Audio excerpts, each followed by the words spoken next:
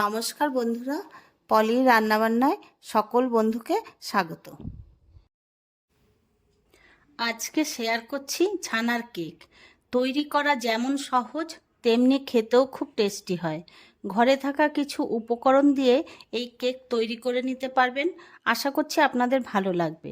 চ্যানেলটি সাবস্ক্রাইব করে পাশের বেল আইকনটি অল করে রাখবেন, তাহলে আমি যখনই কোনো ভিডিও আপলোড করব আপনাদের কাছে পৌঁছে যাবে। ফেসবুক থেকে যারা দেখছেন, ফেসবুক পেজটি ফলো করার অনুরোধ রইল। তাহলে চলুন আমি কিভাবে কেক তৈরি করলাম দেখে নেওয়া যাক। ছানার কেক তৈরি করতে আমি 1 লিটার দুধ জালে বসিয়ে দিয়েছি। দুধটা ফুটে উঠেছে, এবার গ্যাসটা আমি বন্ধ করে দেব।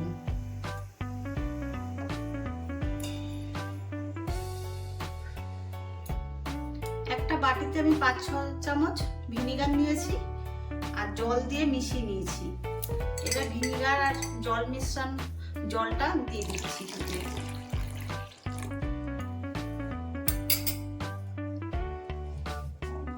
দিয়ে নাড়তে থাকবো, আস্তে আস্তে ছানাটা কেটে যাবে।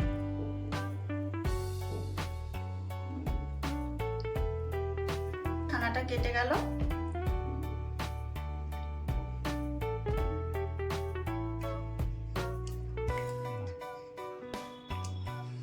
এবার ছানার জলটা ঝরিয়ে নেব। একটা কাপড় রেখেছি, কাপড়ের উপরে ঢেলে দিচ্ছি ছানাটা।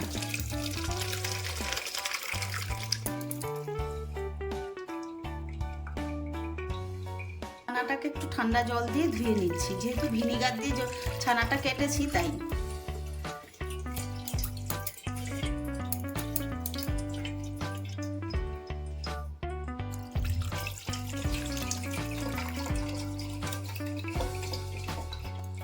ছানার জলটা একটু হাতা দিয়ে চেপে চেপে ফেলে নিচ্ছি। ছানাটা আমি একটা পাত্রে নিয়ে নিয়েছি। এখন ছানাতে দিয়ে দিচ্ছি 4 চামচ সুজি আর দিচ্ছি 4 চামচ ময়দা। চিনি গুঁড়ো করে নিয়েছি প্রায় 50 গ্রাম, দিয়ে দিচ্ছি। চিনি গুঁড়ো করে দিলে কেকের ব্যাটারটা ভালো হয়, চেষ্টা করবেন গুঁড়ো করে দেওয়ার জন্য। এবার দিয়ে দিচ্ছি খানিকটা দুধ, দিচ্ছি গুঁড়ো দুধ আর দিচ্ছি এলাচ গুঁড়ো।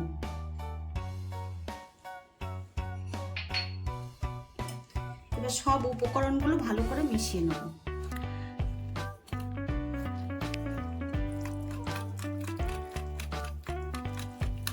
সাত 8 মিনিট ধরে ভালো করে এটা মেশাতে হবে।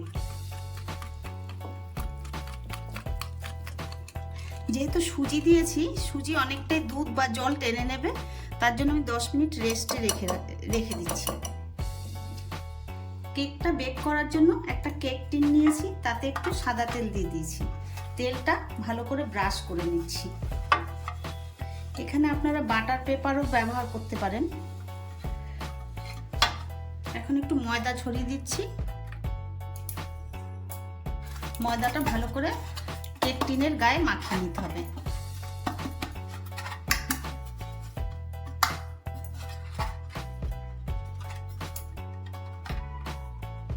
ময়দা ছড়িয়ে কেক টিনটা রেডি করে নিয়েছি। এখন ঢাকনাটা খুলে নিচ্ছি।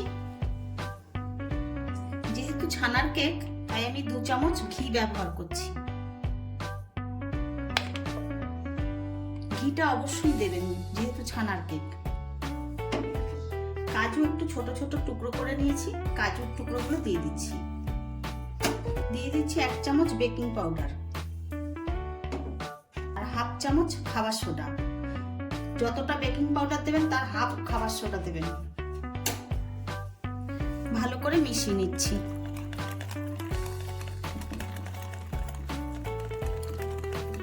পাঁচ 6 মিনিট ধরে ভালো করে এইভাবে মিশিয়ে নেব।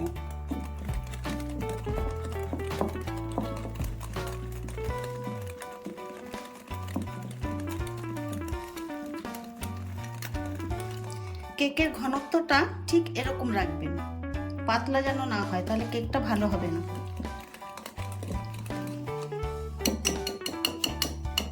টিনটা যে রেডি করে নিয়েছিলাম তার মধ্যে ব্যাটারটা ঢেলে দিচ্ছি।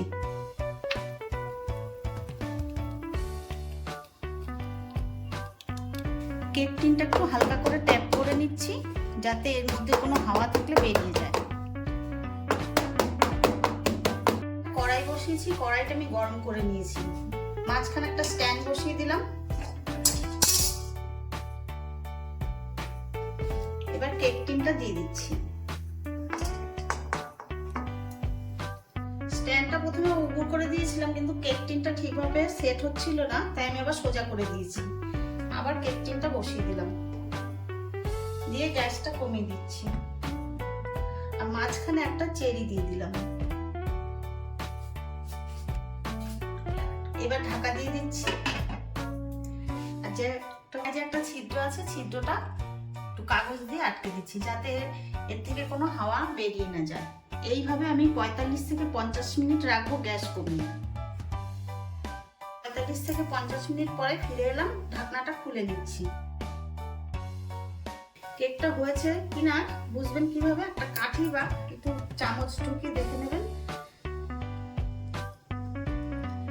কেকটা পুরো তৈরি হয়ে গেছে, দেখুন কাঠিটা একদম পরিষ্কার। গ্যাসটা এবার বন্ধ করে দিচ্ছি, কেকটা ঠান্ডা করে আপনাদের দেখাচ্ছি। কেকটা ঠান্ডা হয়ে গেছে, কত নরম হয়েছে দেখুন কেকটা।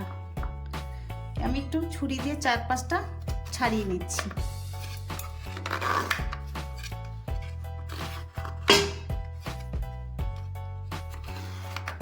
প্লেট উবুড় করে দিয়ে বাটিতে উল্টে নিচ্ছি।